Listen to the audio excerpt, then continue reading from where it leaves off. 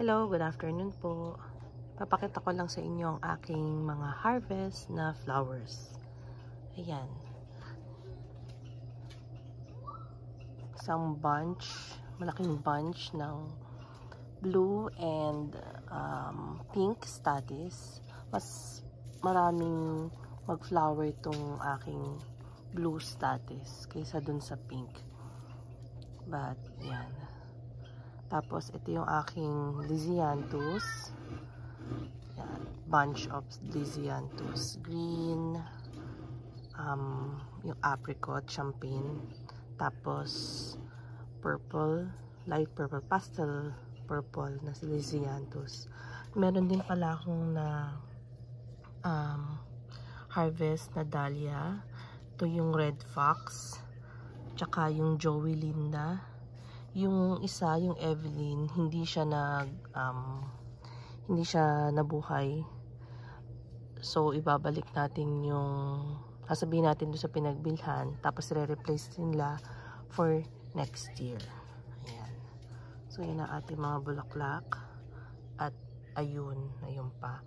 Sobrang dami ng bloom ng zinnias natin. Ito, kinat na mga bulilit. Tsaka ito. Ayan, lapitan natin. Ang kalat ng aming yan. So, punta tayo doon. Yung aming mga zinnias, bala ko pagugulangin ko sila, tapos ikikip ko yung mga seeds for next year. Ang ganda ng kulay, diba? Parang may pagka-fruity yung kulay niya. Pink, yellow. Yan, ang ganda ng color. Yan, kikip natin yung mga seeds nito. And then for next year, magtatanim tayo ulit ng zinnias. Tapos, ang cosmos natin, ayan. Nag-stop silang mamulaklak ng konti kasi nakalimutan ko ng mag-deadheading. Ibig sabihin yung tatanggalin mo yung mga ganito para mamulaklak ulit sila. Ay, may bee. Yan, tuwan-tuwa sila sa mga pollen. Tapos yung ating mga Rudbeckia, ayan. Hindi ko masyadong ina-harvest tong ating Rudbeckia. Maganda siya sa video. Pero pag nilapitan mo siya, ayan, ang dami yung mga insekto. Ayan. Kaya hindi ko type na i-harvest at gawin siya sa lagay sa vase. Tapos, ito yung ating mga sunflower, white sunflower. Natanggal na yung mga petals nila. So, natira na lang yung pinaka, yun. So, nag-start na silang, ayun, mag-turn sa, mag-mature yung seeds. Pero, wait pa rin natin. Kasi medyo malambot pa eh.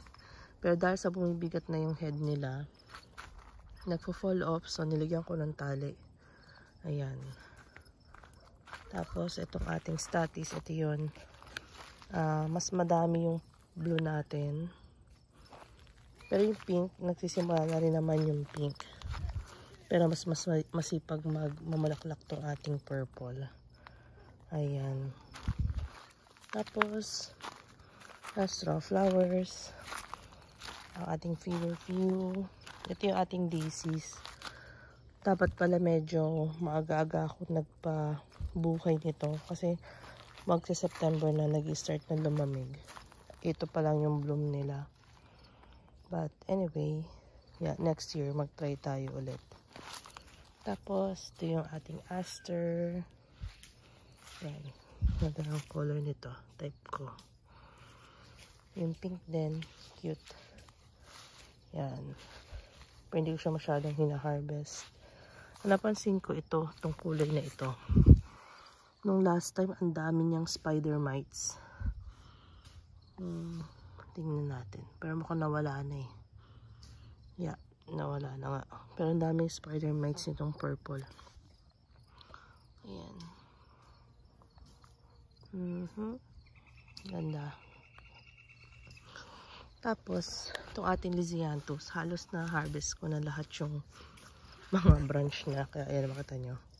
So may ilan na lang natira. Medyo maliliit na yung stem nila. Pero okay pa rin naman. Ayan. So dito nagtanim ako ng pechay, ng mustasa at saka ng iba pang mga greens.